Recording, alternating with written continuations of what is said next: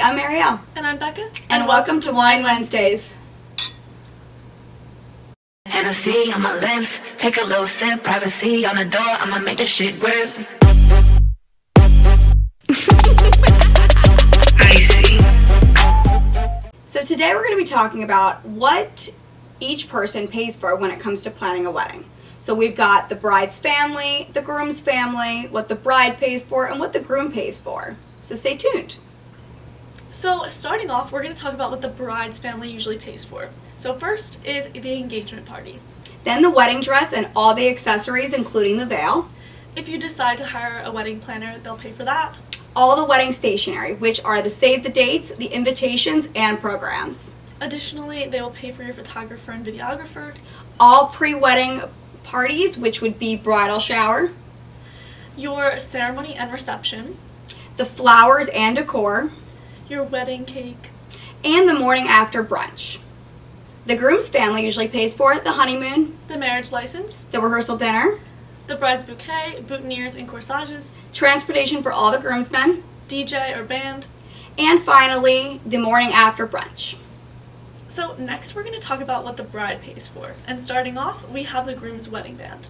Wedding gifts for the groom, the bridesmaids, and the parents. And then the hair and makeup for your bridesmaids and yourself. And finally, we have the groom. So the groom usually pays for the engagement ring and wedding band for the bride. The groom's attire and the groomsmen attire. Wedding gifts for the groomsmen and the bride. And the honeymoon unless it's covered by his family. So all of these elements that whether the bride's family pays for, the groom's family pays for, the bride or the groom pay for, are all subject to change based on budget, whether you want to pay for your own wedding or if you need maybe some assistance. So again, statistically, we've seen that brides and grooms' families have definitely helped contribute to funding the wedding for our clients for sure. But it's nothing that you have to go by any means. A lot of people nowadays, I'm sure that you could agree, definitely tell us that they want to pay for their own wedding. And sometimes that means that they're way more budget driven than they are vision driven. But that doesn't mean that you can't host your own wedding at your own personal investment level for a number of elements. It just means that you're going to have a very strong budget when it comes to making the hard calls, whether to do a band or a DJ, whether to pay for and give gifts to the bridal party or your significant other or not significant other, your fiance, or your parents and things like that. Again, it really comes down to what you're willing to pay and at your own personal investment level. But by no means do we mean that you can't fund your own wedding the way that you want it to be. Yeah, more power to you if you can pay for. Exactly.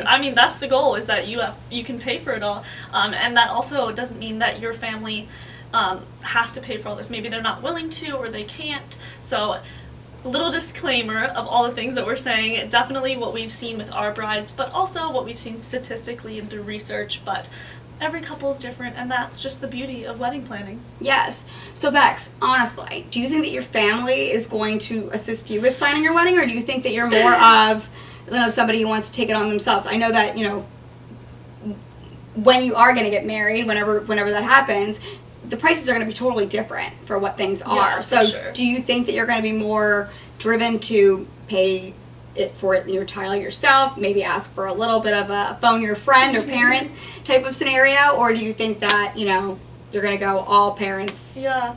What a question. I feel like it depends where I'm at financially at the time.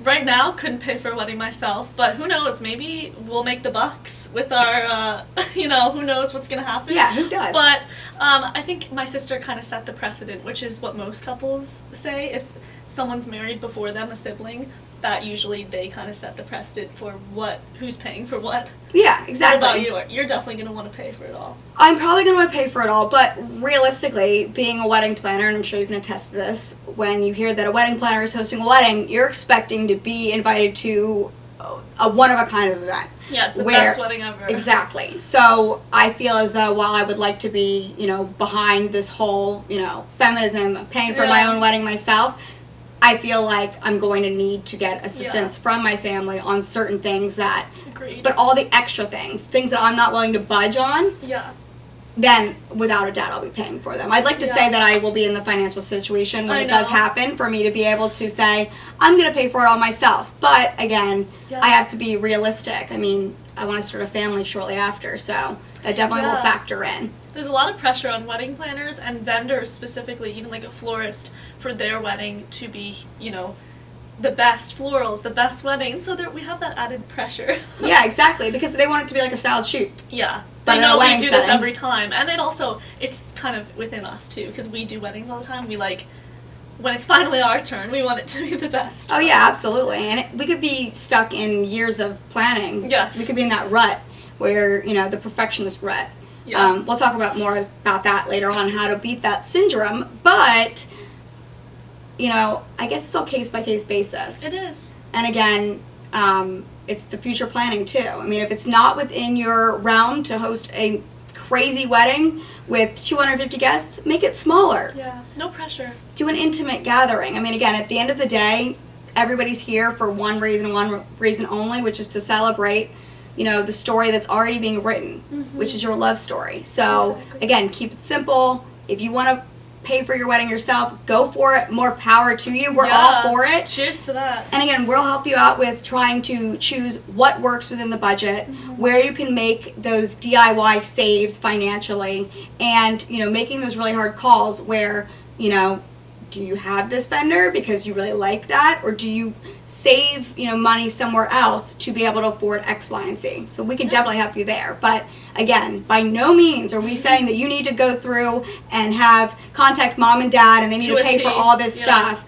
No, definitely not. There's a lot of interchangeable things. Yeah, So absolutely. And before we go, we wanted to give a shout out to our wonderful friend Joanna Beth Williams, who provided this lovely bouquet from a styled shoot that we did with her. You can follow her on Instagram. Her handle is aka_Philly Roxy. So definitely check her out. yes, she does beautiful, beautiful, stunning work. And again, also, if you do follow her social media, stay tuned because all those photos are about to be dropped. So, Yes. So cheers to that. and we'll see you soon. Bye.